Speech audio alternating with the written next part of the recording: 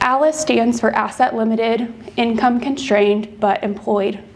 It describes people who are working, sometimes even more than one job, but who still struggle to afford the basics of living. In Sedgwick County, approximately 40% of households live under what we call the ALIS threshold.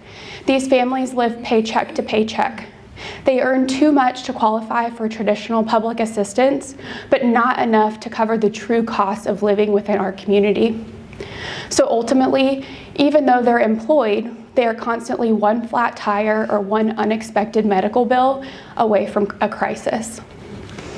To understand what that actually means, let's briefly look at something called the Household Survival Budget. The Household Survival Budget outlines the bare minimum cost of living in today's economy in Sedgwick County, what it actually takes for a family to simply get by here. It includes only the essentials, so that is housing, healthcare, childcare, food, transportation, and very modest allowances for technology and taxes. According to the 2025 United for ALIS report, a family of 4 here in Sedgwick County would need to earn about $75,000 a year just to cover those basics. And remember, that's not to save, that's not to get ahead, that's simply just to survive. However, it's important for us to know what's not included in this household survival budget.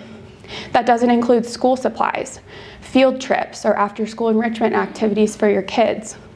That doesn't include saving for retirement. That doesn't include Christmas gifts, vacations, or even winter coats. One of the biggest and fastest rising costs within the household survival budget is actually childcare, which probably comes as no surprise.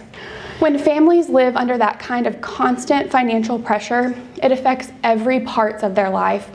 Parents are forced to make impossible choices, such as having to choose between paying their rent and buying groceries, deciding if they're able to actually take off time when their child gets sick, or having to decide if they can afford to take a promotion if it means putting their child care assistance at risk. Those trade-offs take a major toll on families who feel the ripple effects of financial stress every single day. But this story is not just about struggle, it's also a story about strength, about families who show up day after day, doing everything they can to keep things going, even when the math doesn't math. When we support ALIS families, whether it's through better childcare options, fair wages, or community programs that help to bridge the gap, we're not just helping individuals. We're helping build a stronger, more stable community for all of us.